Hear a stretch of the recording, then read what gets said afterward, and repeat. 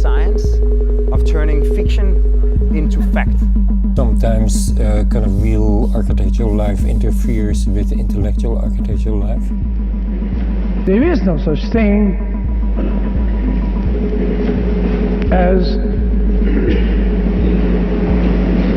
architecture. Hello everyone, this is Vikram Prakash and you are listening to Architecture Talk. Each week we try and have a conversation with a contemporary thinker on issues of architecture and architectural thinking. And today, as we embark our long journey into the world of coronavirus, I am presenting to you a conversation that I recorded just before these new rules set in. In future, in the coming weeks, I will be recording a series of conversations with architects trying to see how they respond, how they are responding and thinking about the virus and its impact on their practice on architectural thinking. So stay tuned for that. But today's episode, I'm talking to three young architects known as the Young Voices of Seattle, which is a group in play. And we are discussing the culture of Seattle architecture through their voices. My three guests are Siyu, Sarah Burk, and Will Crothers. I hope you enjoy the conversation. So first of all, welcome to Architecture Talk. Thank you. Thank you. Well, let's start by introductions. So I'm going to start off Siyu. Siyu, you're at Miller Hill. Tell us, introduce yourself, please. So I'm an architecture designer working at the Miller Hall Partnership. All right. And then we have with us Sarah Burk. Yes. My name is Sarah Burk. I'm at Johnston Architects. I recently started working with them just a little bit over a month ago. Okay. Prior to that, I worked at JW Architects and worked with them as an intern throughout undergraduate and graduate school at Montana State University. Graduated there back in 2017. Okay. Came to Seattle to work full time, and most of my focus in Seattle has been around multifamily development. Multifamily. Okay. And our third discussant, conversationalist is Will Crothers. Did I get that right? You got it right. Okay. Yeah, I moved from grad school in Houston to Seattle about 6 years ago. I worked at Schemata Workshop for 4, working on multifamily and community-based projects. Right. And then I'm at Integris now, working on public schools, primarily K-12. All right. Well, the reason why I have you all here is because you are identified as the young voices for various reasons in the architectural community of Seattle. And since you are part of a group, let's just say, where you are identified as such, I want to do anthropology. I want to find out what the young voices of Seattle think about the architectural scene, the architectural culture, the architectural aesthetic, the architectural ethics of the practicing community in the city today. So let me ask you, Sarah. You know, what do you think? Where do you think it's going? What do you think is the architectural direction of the work that you see today, that you are participating in? That's a very big question. But I feel free to speculate. Definitely. I would say, based on just a few years of experience, really being in the profession. Yeah. Working with a handful of different developers in the city, as well as designers, being in contact and having conversations with other members of the AIA. Yeah. It's, as well as the city of Seattle itself. Yeah. To me, it feels like architecture, at least here in Seattle, is starting to become more of a conversation within communities and neighborhoods that it is starting to serve, at least in the typology that I specialize in. So which you're is saying that that people, the communities are interested and involved in architecture? I would say that they're interested. I wouldn't necessarily go as far as to say that they are involved just yet. Okay. With development happening, I think there is a lot of tension and a lot so of you're concern. talking about the sort of the changing demographics of the housing and Absolutely, yeah. people are feeling pushed out. Is that the Yeah. main reason why people are involved? There's quite a few different reasons. Part of it is this big, huge topic of gentrification, which is right. something that I have no idea how to fix. However, You it's don't? it's I mean, what's wrong with it's you? represented in every aspect of what I do. However, the best thing you can do in situations like this is start to bring people to No, the let's table. not get to solutions. Sure. Right? Architects. This is the problem with architects. We want to jump straight to the We solution. do. I mean, we're problem solvers by nature. Okay, so there's gentrification problem, and that's bringing community. What else are you saying? There's also this idea of preserving characteristics of neighborhoods and That's the same this concept. culture. Yes. Yeah, very similar. Yes. Okay. But all the way down to like the style. A lot of people are pushing against this new contemporary design of box housing. No modernism then. No modern. Yeah, exactly. We just want a Craftsman bungalow. Correct. Yes, we want to keep the Craftsman. We want to keep this bungalow style. Even down to single family typologies versus apartments or mixed use areas. There's just a lot of pushback around that. Everybody in Seattle, or at least those who have been here for many, many years, want to keep their single family home with their yard. And Oh, no. that's what they believe the Seattle lifestyle is. Okay. But that's just rapidly changing, and with that, No. There's Yeah. no hope for that. there's no hope for that. So Can I- what? Can I jump in on the question of Yeah. gentrification? No. New topic. Tell us what else is happening. Well, there's a distinction I guess I want to make between what Sarah was saying about gentrification as a concern and architectural character as a Yeah. concern, because you said those are somewhat related. I think That's what she thinks. you asked her Yeah. in a leading way, and she agreed. But I think the difference is significant because you can densify in a way that brings communities in and brings them to the table, and you can knock down everything that's there. Okay. And you can So also you you can also get rid of a building and keep the facade Yeah. and put in an office building for Amazon employees that preserves the architectural character and doesn't acknowledge the people who are there. So I think those are two things that are related. Best of both worlds. I think you can get them both, and you often just get one or the other, and you often get neither. This is the Seattle way of doing things. We don't want to make decisions. We just want everything. Right? Yeah, Why don't we get it pick all? one? Get it all. Yeah. That was really well put. Well, thank you for touching back on that. Okay. Besides gentrification, Siyu. Any other issues in the community nowadays? Well, I think there's always the question of, do we want a city that is car focused or not car focused? What about drone focused? So yeah, is that a big concern? Do young people think about that? I think so, because when you have a city that's often like mostly automobile focused, you are inevitably Automobile focused.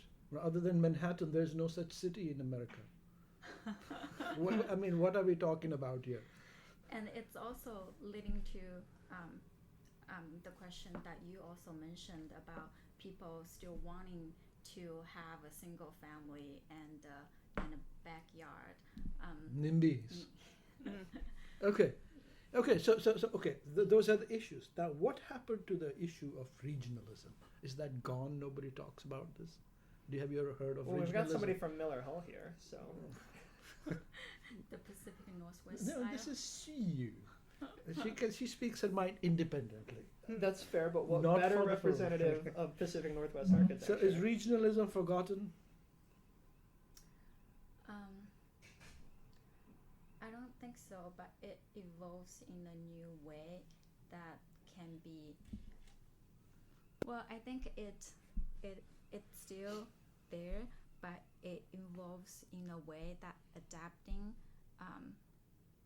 the ever-changing context in the city as how people are changing their way that live, the way that they work, and how we are viewing the environment. Regionalism for me is very much a sort of a way of designing and building. It's a way of constructing architecture. It's a way of sort of expressing aesthetics and construction technology. What does this have to do with the people? Well, you can still having the structure, the technique, the tectonic. Is that still alive? The tectonics, is that a still thing, or have we sort of like let it go? I don't think we need to. We have to let it go. I'm not saying we have to. I'm just asking if we have, or are we letting it go, or are we moving on to new things, or is this still the empire that rules? You're asking very tough questions. not the. Yeah, I'm saying from your perspective. Uh-huh. Okay, what about you, Will? I think, speaking of Miller Hall, I think the Pikes Place market renovation is a great example of Pacific Northwest regionalism, adapted to something very specific to Seattle. Right. You know, I think buildings like the Burke Museum that Olsen Kundig did that Yes. incorporate wood, you know, it's a siting that they got from Europe, right? But there's an ideal about sort of Pacific Northwest and the forest and using wood in It's architecture. regionalism imported from Europe. Yeah, European regionalism. European, yeah. But I think it's hard to adopt Pacific Northwest regionalism as we traditionally think about it to the typologies that are being built now. I mean, with 5-story over 2, 5/1 wood over concrete construction with high rises, it's a different. You might be able to adapt it, but I think it would be in kind of a. It would be hard to do it without it being sort of kitschy. Well, yeah. So we can't do regionalism. We can sort of do craftsman. What do you think, Sarah?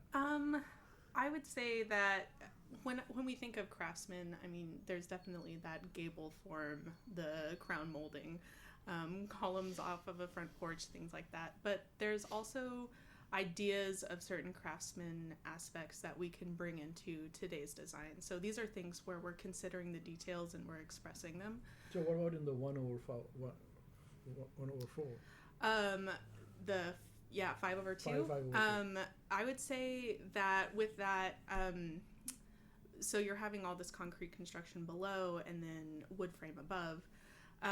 Expressing what that concrete is and exposing all the mechanical systems on that podium level, things like that, to really explain the life of this building.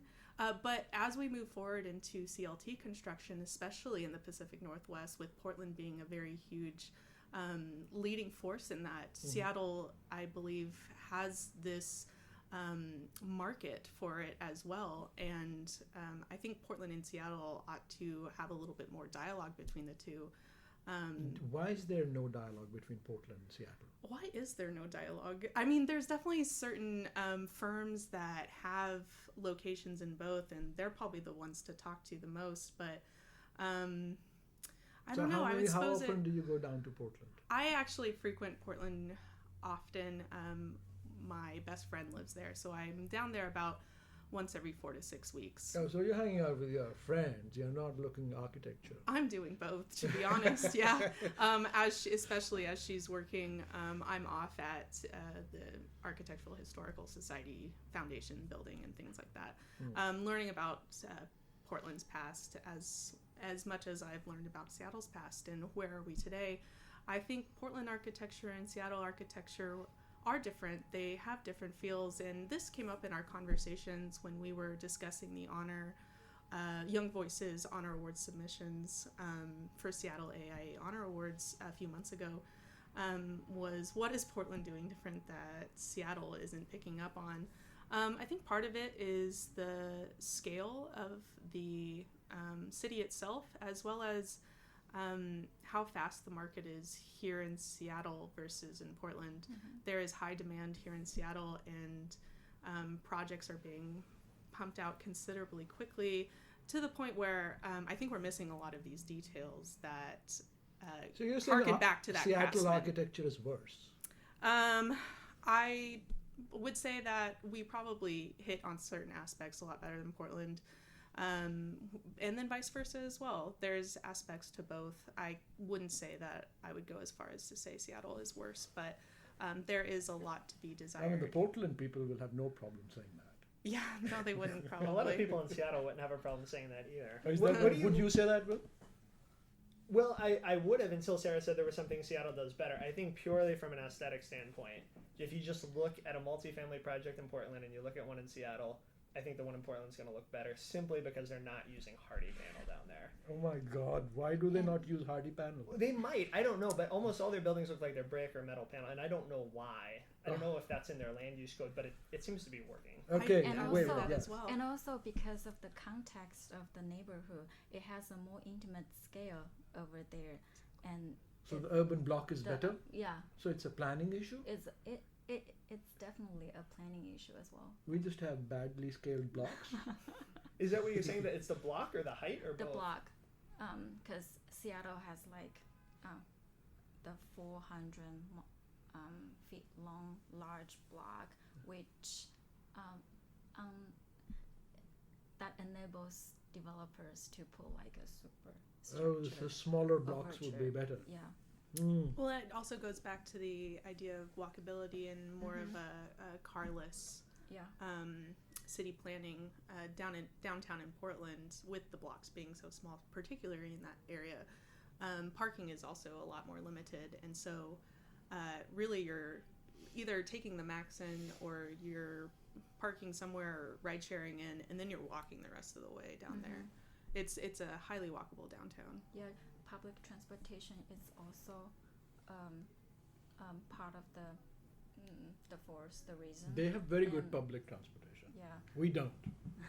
So we are going to put all We're the blame working on the on it. planners. Is this the architecture strategy? I'm actually curious that you both say the smaller blocks are better for the walking experience. I certainly feel more accomplished when I walk in Portland because it takes 10 minutes and I walk like 8 blocks. You get everywhere from one side to But the it's other. actually more intersections you have to cross. It is. And it's more space for parallel parking. I can't remember if they parallel park on their streets down there, but I'm curious why that would be inherently better for a pedestrian experience to have a smaller block. I think it just comes down to scale altogether. Like everything, like what we were talking about with these superstructures on these developments in these huge blocks in Seattle versus, well, what can we put on these smaller blocks? It's going to be a little bit more of an intimate experience. And the change in view will stimulate your interest while you are walking along the street. But when you're walking along a really large block with all of those warded up structure, just thinking about walking along a blank wall, you have no place to pause or your eye just like floating around and nowhere to land. Okay. Well, let's shift topics. Let's talk sustainability. You know, what is the, I mean, we are supposed to be a big sustainability city. What is the forward, cutting edge, the future of sustainability in architectural practice in the city today? What do you think, Will? One thing I've been hearing a lot more conversations about is focusing on embodied carbon rather than just the electric bill. You know, for a long time I think there's been a big focus on how do you get the envelope better, how do you get the insulation better, Right, how do you right. get solar panels so you're contributing to the grid. Right. Now I think the bar has sort of been raised to look more at the embodied carbon of the building and the life cycle. Okay, embodied carbon. What's your phrase? I say we start dropping out the mechanical systems altogether. I mean, we're in a fairly moderate climate, and here in Seattle, we can have architecture that doesn't necessarily need to respond to air conditioning and heating. And Passive. Passive, yeah. Passive is your word. And this goes back to what Will was just talking about with these super insulated buildings. And then why are we not shading the south and west sides as well? I lived in an apartment building over a summer in Seattle with a west-facing window and no shading device at all. And it was this small apartment building because that's all I could afford. And all I can think of is is this what it's like living in Seattle? Is this the average experience? Is that I'm melting in this small, cramped apartment building that It's had the because of smallest climate change. Yeah, well, the Okay, smallest yeah, that's operable right. window too. Yeah, Like, let's that's just right. consider everything. We need passive. I mean, Glenn Murcutt used to say, if it gets cold, put on a sweater. What's the problem here? It's this problem. What do you think? What is the sort of big sustainability issue? Well, at Mill Hall, we do a lot of life cycle assessment Yeah. and also post-occupant assessment Yeah. to look at a building, not building design, not just in the phase of design and construction, but looking at Yeah. We know what post-occupancy evaluation is. But Yeah. why? What's that got to do with sustainability?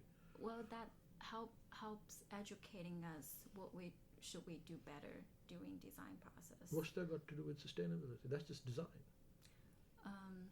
If we design a better building that has less environmental impact, then it's Oh, so a you way do of- environmental post-occupancy evaluation, not other things. I think You think all that of that's them. all of that. Mhm. I see. Yeah, I think it's one thing to say that this building works fine without these systems, but then does if it it- turns out the occupants are all using them, or they're turning all the lights on Right. anyway, or they're Yeah. leaving the shades down, it's I very see. different. I see. So to evaluate the things you have put in, Mhm. whether they are actually making an impact. Right. Is there a lot of data kind of metrics, like hard data metrics on this that is being collected? Well, I know we at Miller Hall we have a research plan, and one of our colleagues is doing a research about this right now. Okay. So, But it's not generally data driven, is it? Anyway, just in the community in general, I take it from the blank looks. No. I think No. often there will be data related to how people are using something, but not, how often do you Are use a we community measuring- room? But I don't measuring? think the sustainability. Although when you do commissioning, you certainly look at that kind of thing. Well, it can happen during design as well. So we're looking at like daylighting analysis and where are the hot spots in our building. Over at Johnston, we've got somebody working on full-time, part of our technology committee, who's bringing in these quick check-ins and reviews for projects really early on in the phases of a project to see where the building is being successful and where it's not, where we need to focus more of our design attention to. Okay, so it's sort of early phase, better integration, and then post I occupancy would say, afterwards. yes. Both are important. Mhm. All right, let's talk diversity. Very white city here, and we don't really generally do well in diversity. Yes. Yeah. But diversity seems to be a big concern. I hear diversity is concerned. You can just tell me, Vikram. Nobody talks about that. What do you all think? Is diversity an issue here In the profession, in the profession, in architectural practice only? I think it's an issue in that it's a very homogenous profession, but it's also an issue in the sense that people are talking about it as an issue. I mean, I know when we're making hiring decisions, we're definitely talking about trying to get, Right. less people who look like me. Yeah. Okay. But there's also diversity of aesthetics. There's diversity of building practices. There's diversity in how the communities. It's not just about the craftsmen being displaced out. It's about the diversity of people being displaced out. Are these concerns? these are huge concerns for me as a white female designing for sometimes in these projects that are happening in South Seattle where they're highly diverse. Prior to the city implementing any type of community outreach integrated into the design review process, there was no conversation happening with these communities at all. Now, whether or not the conversations that are happening now are actual beneficial to the design, that's another conversation. But the fact that we're creating platforms for these conversations, I think, helps at least. I'm the type of, I don't appreciate as a designer who has an ego or who assumes. So when I design for a particular neighborhood or a particular client, whatever that looks like, I'm not coming in with all these ideas already. I'm coming in with a blank slate and a pad and pencil here to write most of down our things. clients are very conservative and white. How does that help? Well, I think part of it is being able to choose your clients. I've been lucky in that in Johnston we have really excellent clients that we work for who take the architect's opinion into consideration and oftentimes will default to our suggestions. Sure. Now, that does not happen everywhere, No, it so doesn't. I do believe it is the architect's responsibility to inform and educate. All right. Well, I think it's a lot of time, even with a good client, we as an architect also wanted to be more proactive on helping the client, like forming what kind of project or building that they wanted to have, and also a lot of the time a client that not just like one single organization or one individual. What if the client it's different users from all over the place, and you have to think about ahead what kind of flexibility you can provide for the design. Even the user changes in the future, it can still. Sure. Yeah. Yeah. No, that's true. But there's also, big discussions with Seattle's leading in questions like transgender. We are the transgender question raises questions about normative expectations around gender, for instance, body types, and so on. There's a huge discussion, at least in culture, that is important. Is this around in architecture? I think in a really explicit way in schools, because you're selling boys and girls where they go and who they are. And Yes. we had a project recently which was kind of amazing where the signage wasn't in. School schedules are often really compressed. So the kids moved in before we got the signs up. Didn't know which one was the boys' bathroom, didn't know which one was the girls' bathroom. The kids just decided on their own that it was going to be a transgender, or not a transgender, but it wasn't going to be a binary restroom situation. If you wanted to use one bathroom, you could use it. If you wanted to use the other, you could. And it was amazing because the kids all seemed to love it. I didn't hear anybody complaining about it. And one kid came to the teacher and said, I identify as a girl, and people tend to think that I'm a boy. Yeah. And I've never been able to use whichever bathroom that I wanted. Yeah. And this means the world to me. And I'm really, really grateful that you and the architects all thought about this and set it up so that I could use whichever one I wanted. But it was just because the kids decided. Okay. Yeah, Okay. for the But project. I want to go beyond bathrooms. I mean, this is. I just jumped in with that because it was so topical. It's topical. I got it. But does the transgender and sort of diversity movement have more implications about how we think about architecture? I think that's a conversation that we need to have with a transgender person. I would say on the surface level, yes, because we don't know their experiences as intimately as they do. We don't know how they experience the world and what they run into every day, because that's not the life that we live. Yeah. But also the queer community, for instance. Is this so? It's completely on them. Is that what it is? If you are a transgender person, and if you're a queer person, and if you're a sort of a differently bodied kind of person, then it's on you to sort of bring that to the table, or is it a general cultural conversation? I mean, it's a general cultural conversation in the culture in general. Mm-hmm. I'm not sure it's there in architecture. Well, as an architect, you should have this kind of awareness of respecting differences. But do we? I think we should have. I guess this kind of goes back to the idea of universal design and how do we create the best environment for the most. And it's unfortunate that this, oftentimes we do end up excluding minorities, and whether that's in a gender or able-bodied. I mean, the ADA just came through not only 30 years ago or something, which is wild. The fact that it comes into the early 1990s. You might have to fact check me on that for sure, but it's wild to me because it's not disabled body people were is a new concept. It's been around this has been around forever. ADA is the one version of it, but there is also the sense of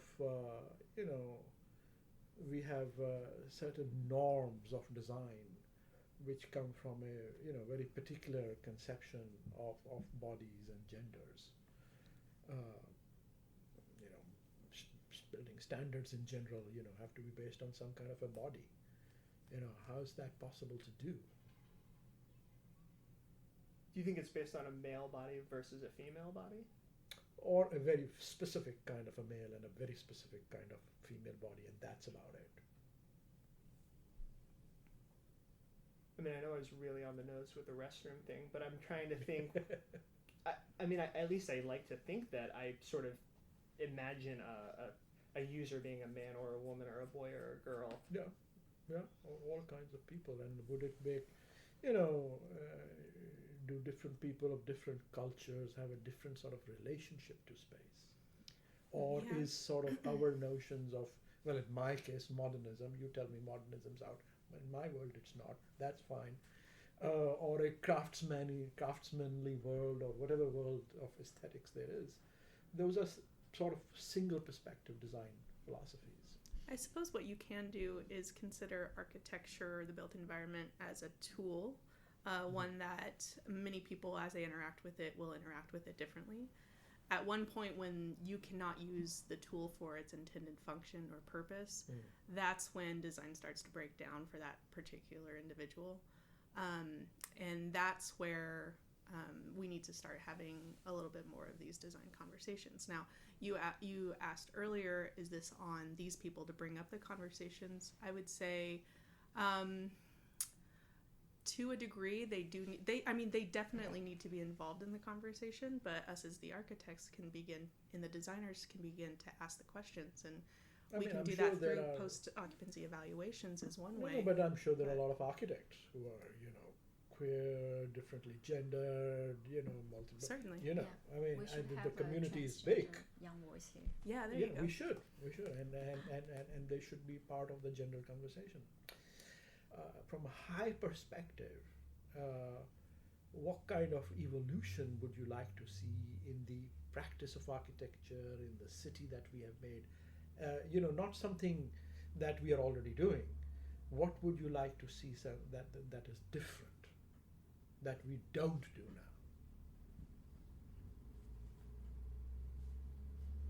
Well, I think I have an answer, but I don't know if it's different enough than what we're currently doing. I think for me, ideally, architecture would be first and foremost, what is there and can we reuse it? And that would be the first thing. It wouldn't be just purchasing the land for its highest return on investment. You're looking at what is currently there and what can I build within that or on top of it or in conjunction with, instead of going straight to demolition. Going through and saying, is it seismically sound? Are the materials okay? What is salvageable?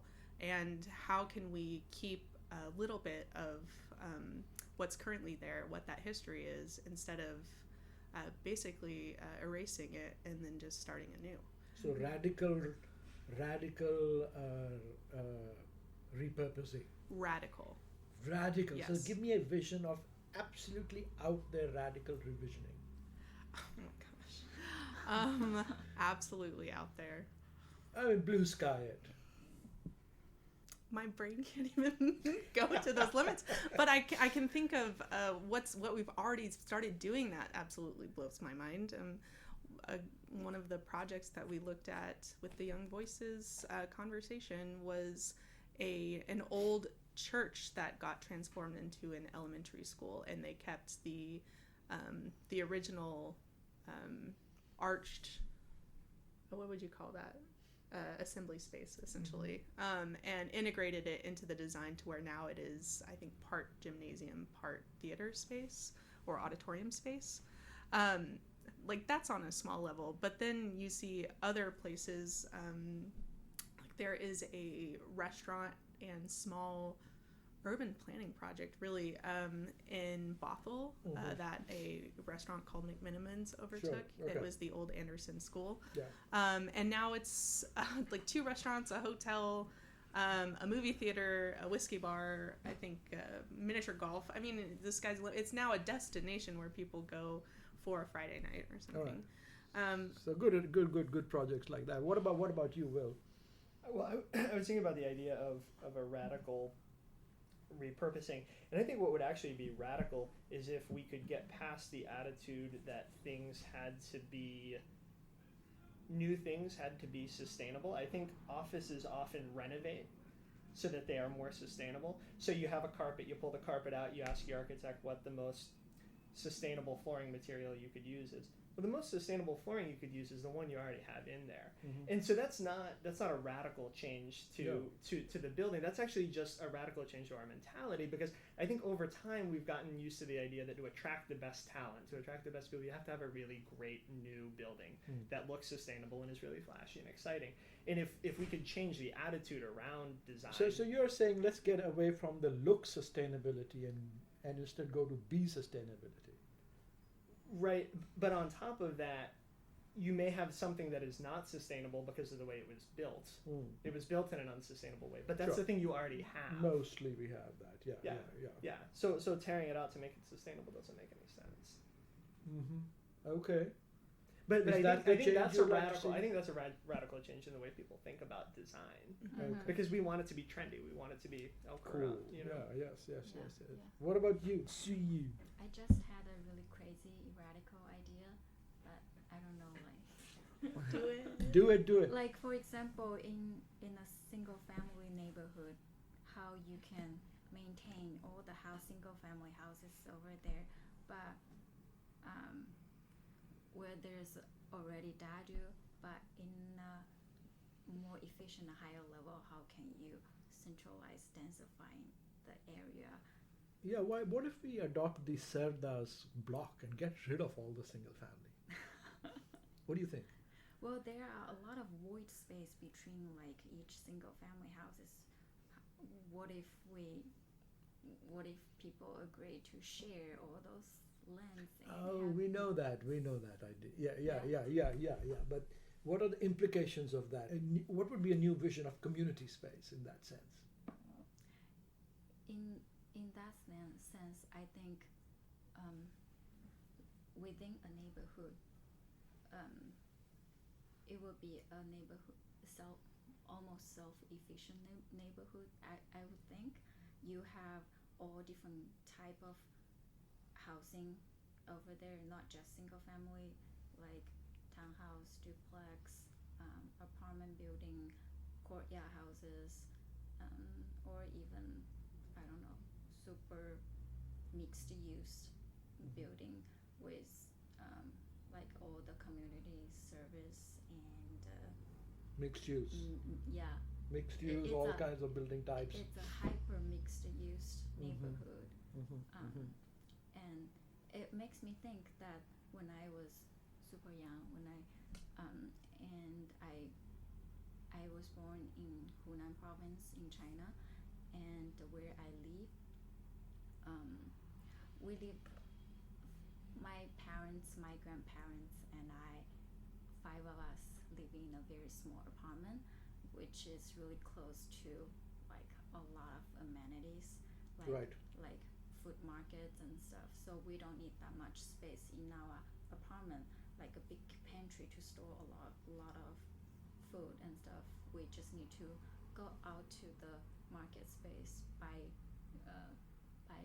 fresh new food every day, and in the sense that the city or the neighborhood, it's our backyard, or So you don't need backyard. our extended living room. Yes, that's right. So the idea of sort of abolish, get Yeah. rid of complete front yards Yeah. and backyards. To me, that's an idea of an inclusive design. Like you can bring all different kind of people together. All right. Well, then what else could be done in collection with that, or something like that? Any other ideas? Well, just to piggyback on that idea, one thing I really like about that is, unlike a lot of architectural projects where they have really cool amenity spaces incorporated, roof decks are really great. Seattle's got roof decks everywhere. And those are lovely spaces. But in thinking about diversity, especially socioeconomic diversity, in the interactions that you have, that stuff I think is really dangerous, because it moves society away from going to the park and running into people who aren't like them. That's right. That's right. What is it? What is your sense of? Everybody talks about the cities being priced out for young people. I hear this all the time. Would you want to speak to that? Anybody? I just kind of live under this impression that while I live in Seattle now, I can't live in Seattle forever. You assume you're going to leave sometime soon? Yeah, it's just a reality that I anticipate. Well, I think it's also oftentimes how people think about you need to live in a city. Like if you are imagining you want a single family and a backyard, and that's not gonna be realistic living in Seattle. But if you embrace the way of smart live in a densified location, you don't need that much space to have a decent life here, and you are in the center of everything.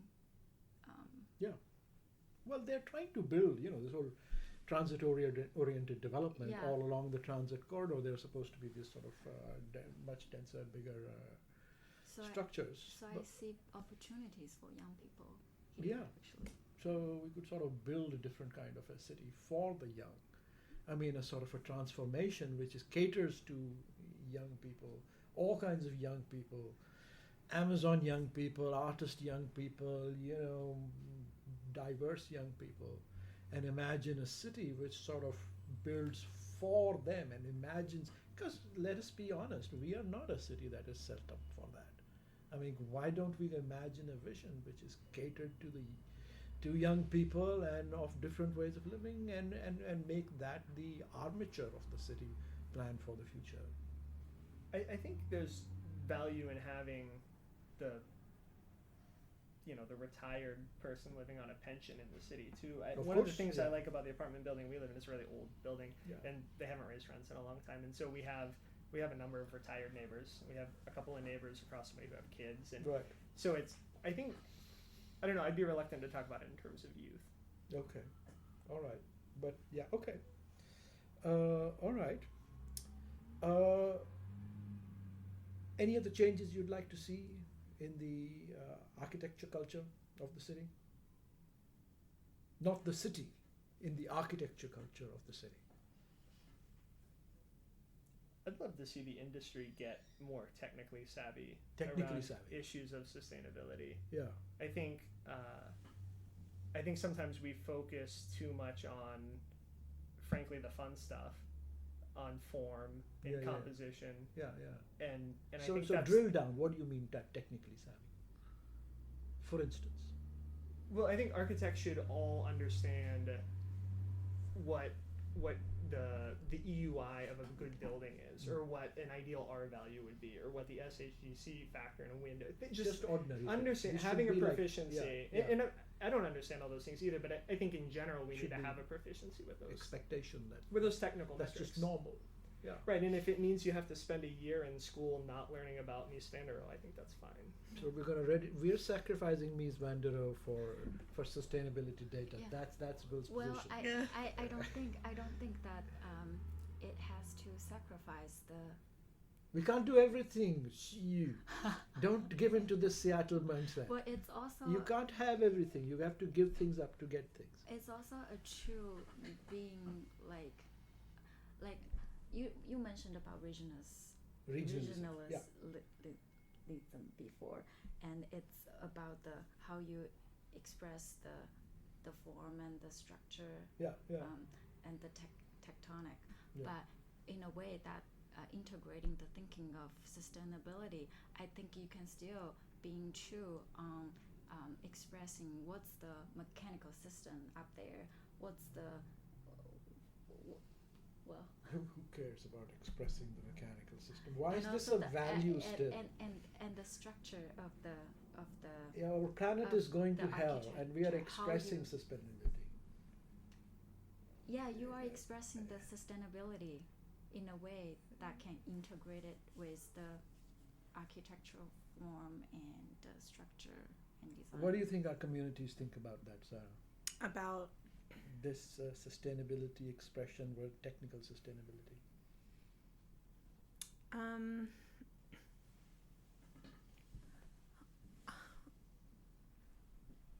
I would say there's probably a handful of the community that really cares and a handful of the community that doesn't pay attention. I tend to find myself with rubbing elbows with like-minded people on the former side of that. We all do. Yeah. But I mean, it's where the future of architecture is heading. It's something that in my education was integrated into my education. What was integrated? Building systems, Building sustainable practices, and learning programs that I can use to analyze the daylighting, the thermal mass, Sure. the insulation effects, of a We building. should be running software all the time when we are designing. I think it's like with anything, it's a feedback loop. Like Yeah, of we should course, always of be course, touching back and touching forth. base and see where we're at. Right. As far as expressing it, I would suppose if it's expressed, it's front of mind. It generates a conversation. So Sure. I would not be against Amongst that. architects. Amongst architects or otherwise. I mean, if you see this weird thing that is When you foreign wonder. in a building, you're gonna wonder what is that? What is it? What's going on there? Okay, as we are moved towards the end over here, let's talk about interdisciplinarity, cross-disciplinarity, and architects working with not only landscape architects and real estate and planning and so on, but even beyond that, let's say with the technology people. You know, Google is designing a smart city, they say. The public health people are very concerned about cities. We have a coronavirus crisis, which is closely connected to issues of urban planning and design. So health and what is the status of cross-disciplinary thinking in the younger community, practicing community? Are we all pretty much siloed like we were still in my generation? We were completely siloed. We invite in consultants every now and then just to, because we had to. It's But- interesting. I feel like architecture has become so specialized that it's almost impossible to do things without talking to your consultants a lot. Yeah. Just because the systems are so complex. I think larger projects demand that integration. I think if you go to smaller scale projects, I think you can see it all the way down to not just siloing yourself as a firm, but siloing yourself as a designer and not even speaking within others within your office. Anytime you can, we just need to stop being precious about design and being able to put it all out on the table and have conversations about where to give and where we can take. And ultimately always have the idea of a healthy environment and good design in mind when doing so. And if that's everybody's ultimate goal, I think you're gonna have a great building. But oftentimes I think it's a bit of a communication juggle because you're always trying to get people in a room together to have these conversations. As technology is moving forward, we're having an easier time doing that with BIM programs and softwares. But I think it can go even further to where we start to have broader conversations of architecture with the communities. We can have it with those who the building is serving. We can have it with the city itself. Okay. What do you think about the idea of, like a built environment certification or city expert certification? Like the instead of being an accredited architect and an accredited landscape architect and an accredited this and an accredited that those would be sort of nice to have, but the big players would be these sort of people who work at a different level. I think in a lot of ways that role is filled by developers right now. Oh, And I think so sad. No. Well, I mean, I it's not a think- technical. It's a technical role. in a lot of ways, but I think they have a better generalist grasp than often even the architects do, who are supposed to be the ones orchestrating everything. I think the developers, because they understand the finance side and they understand how much that impacts, for instance, what kind of retailers you can get or whether the retailer will be successful, things that have a huge impact You know, on I'm the success talking of the about space. technical building design. I mean, it's a very complicated thing to do, and really, what we are designing are cities, right? So to be able to technically integrate across all the scales is an extremely challenging operation, possibly an extremely high-tech operation, which would require access to all kinds of big data, which would require a different kind of an expertise. Yeah, I would say the biggest thing that's hindering me from believing that that's something that I could do is the lack of education around it. Yeah, I mean, I wouldn't know where to start. Yeah, Yeah, exactly. Yeah, Like, yeah, how but- do you teach that, as well as how do you yourself? I mean, learn it? if there are PhDs in architecture, or it would be like, okay, after you've done 4 years of practice, come back and then maybe you can, or maybe you have to have I'm on board degree- with that. I would do that. or you should have minimum 2 degrees, minimum from 2 degrees from 2 different places, and 4 years of practice. Then you come back and do a super specialization, and then we will call you a BE honcho poncho or whatever. Yeah, it's kind of like medical school that before they entering a specialized field, they have to do rotation of all different kind of occupation. That's in the exactly what I was hospital thinking. To have a more broader and general idea. Well, one is an introductory level general idea, but one is the sort of somebody who can really effectively design complicated systems. Well, it's still valuable to have like kind of like a big room that bring all the experts together, so we can utilize each experts in their specialized area in Right, a more right, right. depth way. But you need technical specialization to be able to work with all the experts. Otherwise, I don't know the language of various different places. And then the developer runs that meeting, or the city manager runs that meeting, and they're not qualified to run that meeting. Technically, economically, yes. In a private interest. I guess I'm still trying to figure out what that role would be. It sounds like giving the architects, letting them off the hook for some of the technical decisions and giving them more responsibility. And not to say that that's what you said, but that's kind of what I'm hearing. Or there's a certification maybe from the developer side or the planning side. I guess I just don't see that architects are the natural ones to take on that role. It seems No, that's... I'm producing a new specialization. You have a degree in planning and you have a degree in architecture and maybe a minor in real estate, then you'd be a good candidate for this. I'm with you. I think doing different, a 5-year stint in each industry would be more useful than going to school for another 4 degrees. Okay, well, you like the atelier model of things. Yeah, you're sort of an old timer in that way. That's how architecture education, all the professions work. Yeah, I That's love a funny. title, so. Anyway, it's been a pleasure to have you guys here.